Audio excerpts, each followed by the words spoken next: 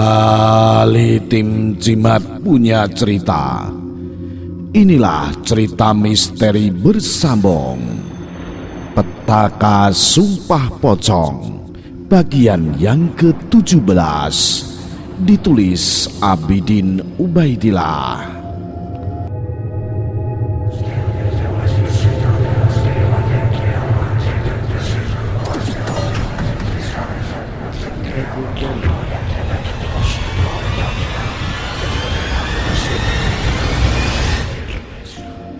Tidak ada orang yang tahu kalau di rumah Hasan menjadi tempat persembunyian Nyai Darmi. Dukun tua memiliki kemampuan yang sukar untuk diketahui batasannya. Meskipun Sulaiman pernah mengalahkan wanita ini, tapi bukan berarti dia betul-betul kalah. Masih banyak akal liciknya demi menjatuhkan orang-orang yang tidak disukainya. Sekarang Nyai Darmi sengaja bersekutu dengan Hasan. Tujuannya adalah agar dia lebih bisa berpikir mengatur siasat tanpa memikirkan keperluan hidupnya. Hasan adalah orang kaya, tentu apa saja yang mudah bisa ia minta, dan mereka berencana untuk memberikan pelajaran pada Nurjanah terlebih dahulu. Sudah tentu Nyai Darmi tidak bergerak sendirian. Ada Nyi Kantil Ireng ikut turun tangan. Makhluk dari alam roh ini mempunyai 1001 macam cara untuk membuat orang celaka dengan kemampuan gaibnya. Seperti pada malam itu, Nyai Darmi sedang melakukan sesaji untuk memanggil Nyi Kantil Ireng.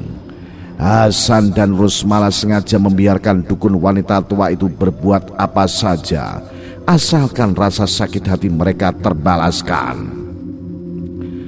"Apakah Nyi Kantil Ireng akan datang, Nyai?" tanya Hasan.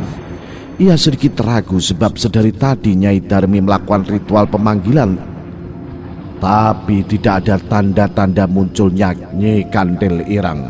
"Tunggu saja, Nyi Kantil Ireng tidak pernah menolak keinginanku," saut Nyai Darmi ketus. Ia kurang suka cara Hasan yang meremehkan kemampuannya. "Sebenarnya aku sendiri pun bisa kalau untuk memberi pelajaran gadis itu.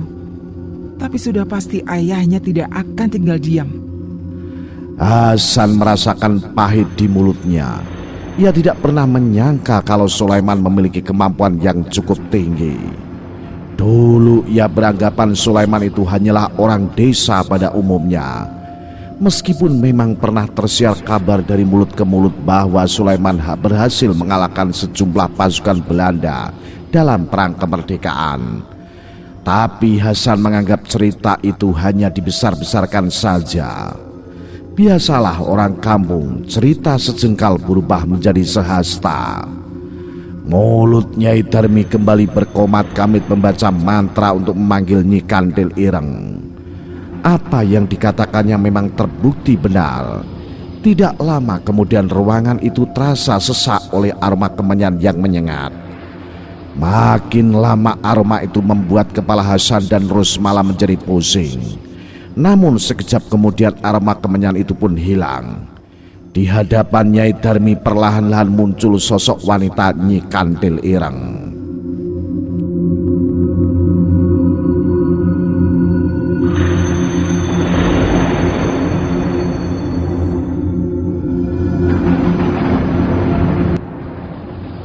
"Ada apa lagi kau memanggilku, Cimpluk?" tanya Nyi Kantil Ireng. Seperti biasa ia memanggil Nyai Darmi dengan nama aslinya. Nyai Darmi memberi hormat. Ia sudah paham dengan sifat gurunya ini. Karena itu tanpa basa-basi ia berkata, "Aku butuh bantuanmu, Guru." "Aku tahu, ini pasti urusan lama," jawab Nyi Kantil Ireng. Nyai Darmi menganggukkan kepalanya. Lalu ia pun memperkenalkan Hasan dan Rusmala. Nyi Kantil Ireng kemudian menoleh ke arah dua orang itu.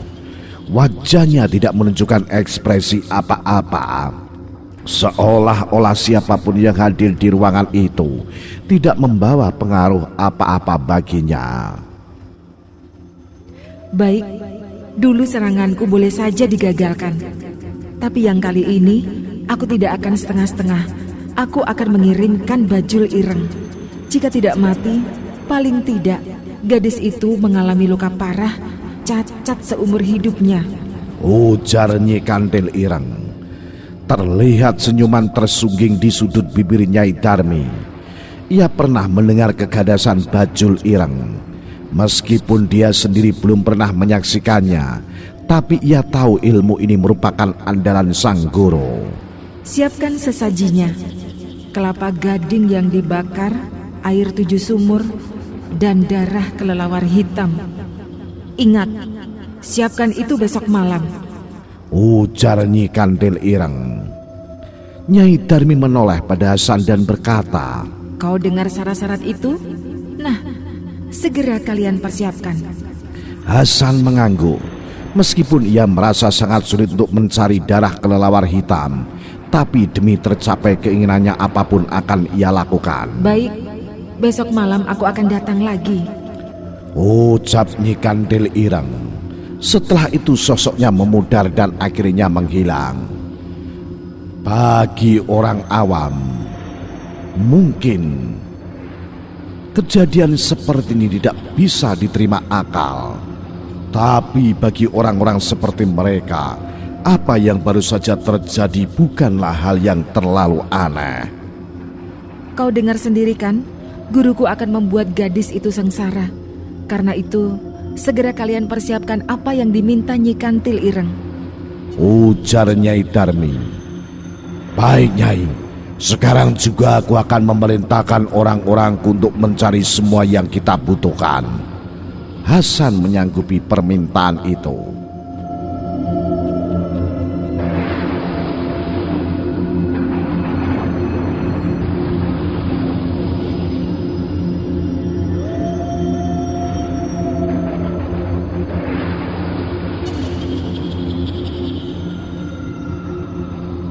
Sementara itu di tempat lain, Nurjana sedang melatih diri di dalam kamarnya.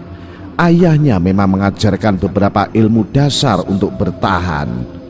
Memang awalnya sangat sulit bagi gadis itu, namun lambat laun ia pun terbiasa. Hanya saja ayahnya selalu berpesan agar ia tetaplah bersikap seperti biasa, tidak sombong dan pamer dengan kemampuan yang dimiliki. Ingat, di atas langit masih ada langit, luasnya lautan masih ada tepiannya. Jangan merasa diri kita hebat daripada yang lain. Sifat ini yang akan membawa kehancuran diri sendiri. Itulah nasihat Sulaiman untuk putrinya.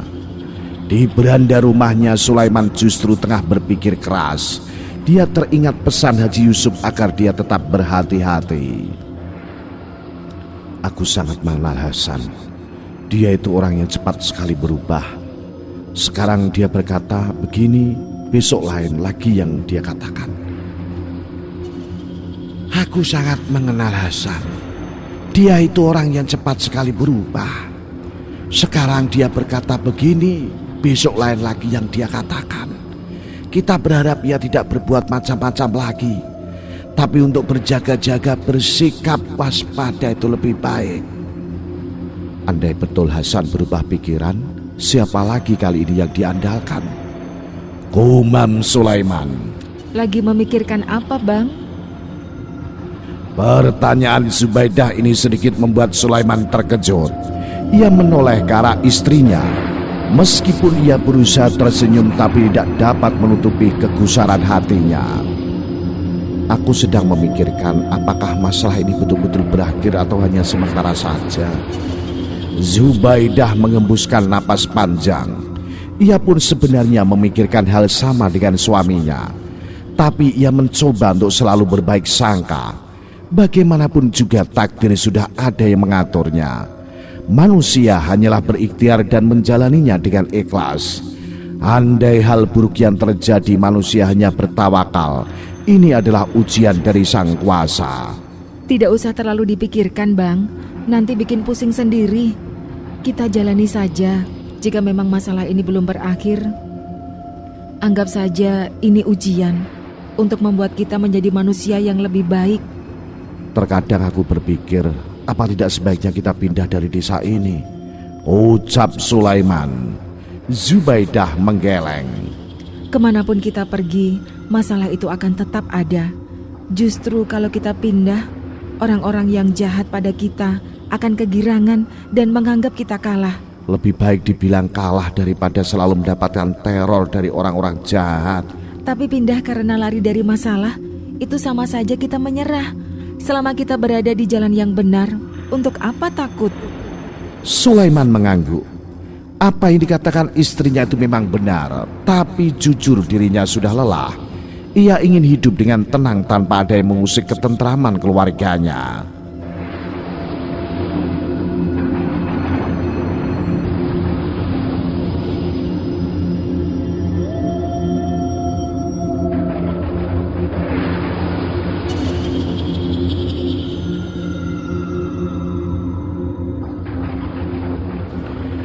Sementara itu di rumah Hasan, sesuai dengan yang dijanjikan, malam ini Nyi Kandil Ireng akan datang. Segala sesuatu yang menjadi persyaratannya sudah disiapkan Hasan.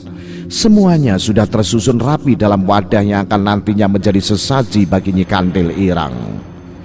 Nyai Darmi kembali melakukan ritual pemanggilan Nyi Kandil Ireng.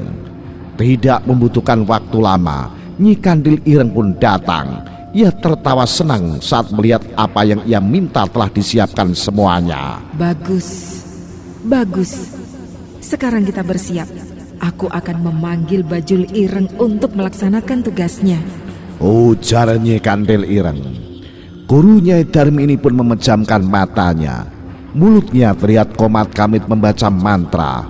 Kedua tangannya diangkat ke atas, sementara kaki kanannya diangkat dan bertumbuh di lutut kaki kirinya. Amatek ajiku gebyar sepisan sakabehing cahya padha sirna. Aji gebyar pindho sakabehing roh padha sirep-rep sirep sak jagate kepiar-kepiar si Bajul Ireng Sengkala.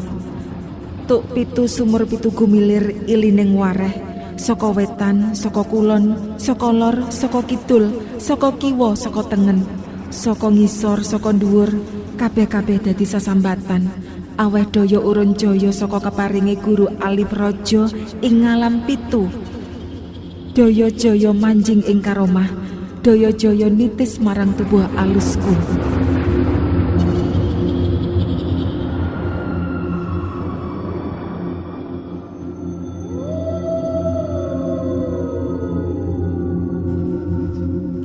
Amatek ajiku gebyar sepisan sakabehing cahya padha sirna. Aji gebyar pindho sakabehing roh padha sirep-rep sirep sak jagate kepiar-kepiar si Bajul Ireng Sengkala. Tuk pitu sumur pitu gumilir ilining wareh. Saka wetan, saka kulon, saka lor, saka kidul, saka kiwa, saka tengen, saka ngisor, saka dhuwur, kabeh-kabeh dadi sasambatan. Aweh daya urun jaya saka keparinge Guru Alif Raja ing ngalam pitu. Daya jaya manjing ing karomah, daya jaya nitis marang tubuh alusku. Nyai Kandil Ireng mengulang-ulang mantra itu sampai akhirnya ia menurunkan kaki kanannya. Lalu ia pun duduk bersila dengan kedua tangan masih tetap di atas kepala. Tidak lama kemudian tubuhnya bergetar. Bukan hanya tubuh Nyi Kandil Ireng, semua orang yang hadir di tempat itu merasakan ruangan bergetar hebat. Seakan-akan ada gempa bumi yang melanda. Hasan dan Rusmala jadi ketakutan, tapi Nyai Darmi memberi isyarat agar keduanya tenang. Selang beberapa detik kemudian bau amis menyengat mengitari ruangan. Rusmala hampir muntah karena tidak kuat dengan bau itu. Tapi sesaat kemudian kedua suami istri ini melotot. Bahkan keduanya nyaris pingsan saat melihat sesosok makhluk yang menyeramkan telah hadir di ruangan itu.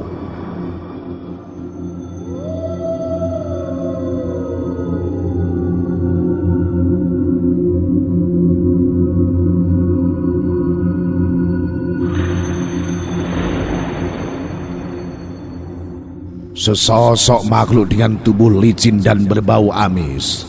Kulitnya yang berwarna hitam berupa sosok tebal yang bergerigi. Kepalanya bermoncong dengan mulut penuh gigi yang runcing dan besar-besar. Tangan dan kakinya pun memiliki cakar yang tajam dan berwarna hitam pekat. Sepintas makhluk ini seperti buaya, tapi dia berdiri tegak seperti manusia. Mulutnya menganga dan tangannya mencakar ke sana kemari. Bajul Ireng, akhirnya kau datang memenuhi panggilanku. Teriak Nyi Kandil Ireng. Aku mengikut setiamu, Nyi. Apa perintahmu kali ini? Makhluk berwujud buaya hitam itu rupanya bisa berbicara. Tentu hal ini membuat Hasan dan Rusmala terkaget bukan kepalang. Cari anak manusia bernama Nurjana. Dia anak Sulaiman dari Mekarsari. Bunuh dia. Nyi Kandil Ireng memberikan perintah. Baik, Nyi. Aku akan melakukan perintahmu. Jawab Bajul Ireng. Kemudian buaya siluman ini bergerak seperti sedang meronta-ronta. Tiba-tiba dengan sekali lompat ia pun menghilang entah kemana. Bagus, Bajul Ireng sedang melaksanakan tugasnya. Kita akan melihat hasilnya. Dan aku yakin kali ini orang-orang itu akan celaka. Sehebat apapun mereka, tidak akan bisa selamat begitu saja dari racun ganas milik Bajul Ireng. Ujar Nyi Kandil Ireng. Hasan dan Rusmala tersenyum. Keduanya percaya dengan ucapan Nyi Kandil Ireng. Sebentar lagi dendam dan sakit hati mereka akan terbalas.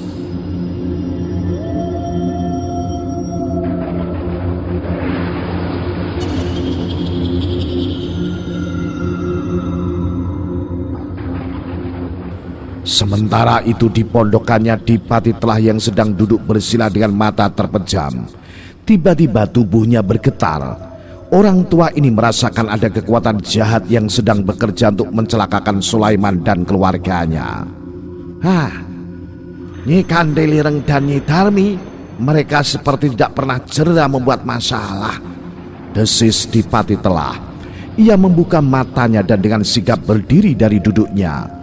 Lelaki tua ini berjalan ke salah satu dinding rumahnya, lalu meraih sebilah keris berwarna hitam kecoklatan. Tanpa membuang waktu ia pergi ke arah rumah Sulaiman. Meskipun tidak mudah lagi, tapi gerakan kakinya sangat cepat. Sepertinya ia menggunakan ilmu berlari sehingga tubuhnya ringan bagai tertiup angin. Mudah-mudahan aku tidak terlambat, dia bergumam cemas. Sulaiman sendiri saat itu sudah berada dalam kamarnya. Ia sudah membaringkan tubuhnya dan bersiap untuk tidur. Tapi mendadak nalurinya mengatakan ada sesuatu yang akan membahayakan keluarganya. Bergegas ia bangun dan langsung meraih golok yang menjadi andalannya. Zubaidah yang melihat suaminya seperti bersiaga terhadap sesuatu, segera menghampiri dan bertanya. Ada apa, Bang? Sulaiman menoleh dan menyentuh perlahan pundak istrinya itu. Firasatku mengatakan ada kekuatan jahat yang akan menyerang kita. Mendengar hal itu Zubaidah tersentak kaget. Ya Allah, ada apa lagi ini? Siapa yang berniat jahat pada keluarga kita? Rasanya bukan orang lain. Ini masih ulahnya si Hasan, jawab Sulaiman. Dari nada bicaranya terlihat ia sangat marah dan kesal. Rasanya percuma saja memaafkan orang seperti Hasan. Di saat orang lengah dia kembali menyerang. Pergi ke kamar Nurjana, bangunkan dia, ujar Sulaiman. Kemudian dia sendiri keluar dari kamarnya dan langsung menuju ke ruang tengah. Ia mempertajam seluruh inderanya untuk memastikan apakah ada makhluk gaib yang datang atau tidak. Nurjana yang sudah dibangun segera menghampiri ayahnya dan bertanya. Ada apa, Ayah? Menjauhlah sedikit dan berhati-hatilah. Ada satu kekuatan jahat yang akan datang dan mencoba mencelakakan kita. Nurjana memilih mendekati ibunya. Meskipun ia sudah belajar sedikit dari ayahnya, tapi ia belum tahu bahaya seperti apa yang akan dihadapinya saat ini. Tapi dalam batinnya ia berharap apapun ancaman itu semoga ayahnya bisa menghadapinya. Firasat Sulaiman ternyata benar. Tidak lama kemudian lampu minyak di rumahnya berkelap-kelip seperti tertiup angin kencang. Padahal tidak ada angin sama sekali. Bahkan cuaca di luar terlihat sangat cerah. Sulaiman menoleh ke arah istri dan anaknya kemudian berkata, waspadalah, bahaya itu sudah datang. Jika terjadi sesuatu yang tidak diinginkan, segera kalian keluar rumah dan pergilah ke rumah Haji Yusuf.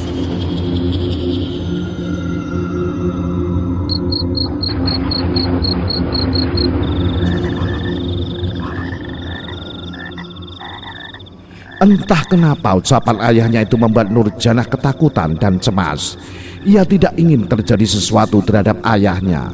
Tiba-tiba bau amis menyengat memenuhi ruangan. Zubaidah dan Nurjanah hampir saja muntah karenanya. Sulaiman makin mempertajam indranya. Ia tidak ingin kecolongan. Bisa saja makhluk yang datang menyerangnya secara tiba-tiba. Makhluk iblis tidak pernah mengenal tata krama. Mereka bertindak semaunya saja, yang penting musuhnya binasa. Terdengar suara geraman. Lambat laun sesosok makhluk muncul di ruangan itu. Siluman Bajul Ireng. Makhluk berwujud buaya hitam yang terkenal ganas dan kuku-kukunya mengandung racun mematikan. Sisik-sisiknya yang tebal dan licin itu memiliki kekuatan yang tidak mudah ditembus oleh senjata apapun.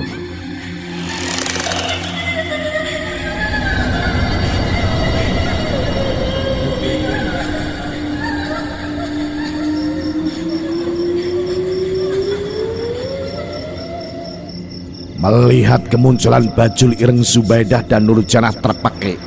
Meskipun sudah beberapa kali mereka melihat makhluk mengerikan, tapi tetap saja keduanya ngeri melihat wujud siluman buaya itu. Sulaiman sendiri menerka-nerka, makhluk apa ini? Melihat wujudnya yang mirip buaya, ia menduga pastilah ini buaya siluman.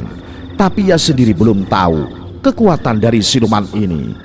Meskipun begitu, ia sudah mempersiapkan diri. Golok yang semula hanya terselip di pinggang kini mulai terlepas dari sarungnya. Tanpa basa-basi, siluman buaya itu langsung menyerang Sulaiman. Untunglah pria ini sudah siap siaga. Ia merunduk saat cakar buaya itu hampir saja mengenai dadanya.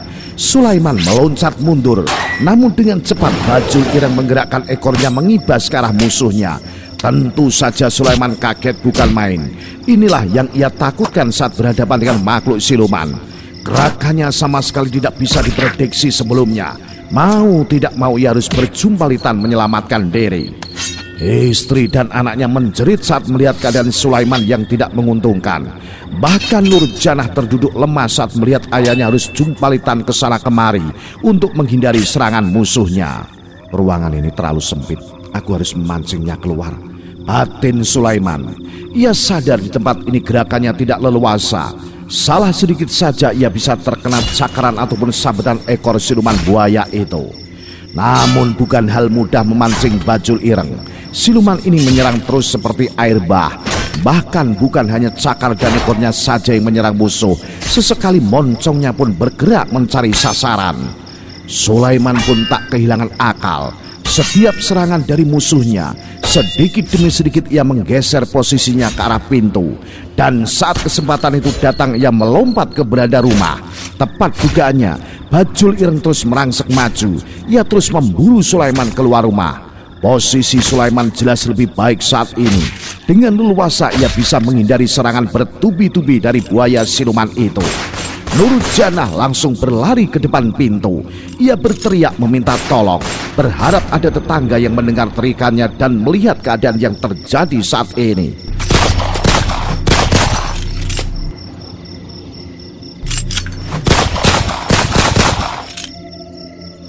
Dengan bantuan banyak orang, mungkin siluman buaya ini mampu ditaklukkan, atau paling tidak ia lari melihat banyak orang-orang yang datang.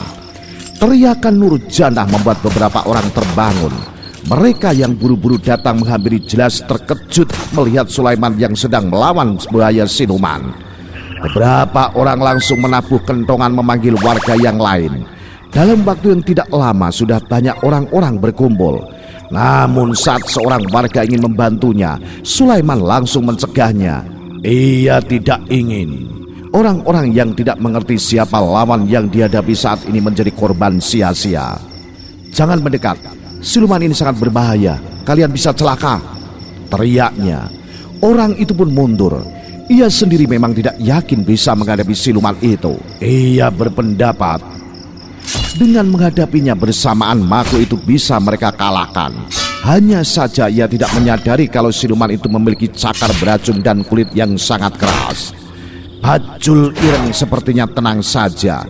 Ia tidak terpengaruh dengan ramainya warga yang berkumpul. Siluman ini merasa di atas angin. Mudah saja baginya membunuh orang-orang itu. Dengan sekali sabutan ekornya saja orang bisa terlempar dan menemui ajalnya. Warga yang berkumpul pun menjadi bingung. Bagaimana caranya membantu Sulaiman?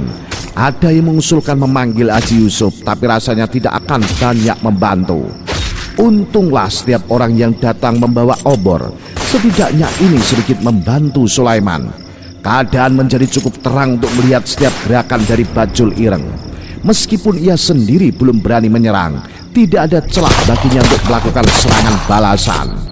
Hanya saja Sulaiman bukanlah orang kemarin sore. Pengalamannya cukup banyak. Ia juga memiliki ilmu yang tidak bisa dipandang sebelah mata. Sedikit demi sedikit ia mulai menguasai keadaan.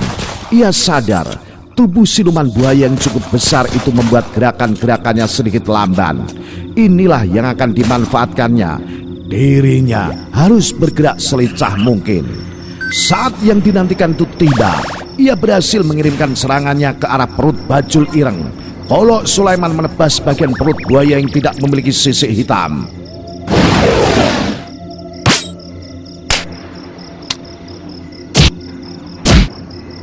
Sulaiman kaget bukan main. Tangannya bergetar hebat. Hampir saja golok di tangannya terlepas. Ternyata bukan hanya kulitnya yang bersisik saja yang tidak mempan senjata. Kulit di bagian depan pun keras laksana batu. Sulaiman mulai kehabisan akal. Bagaimana ia bisa mengalahkan siluman buaya ini? Nah, ikuti cerita misteri bersambung ini selanjutnya.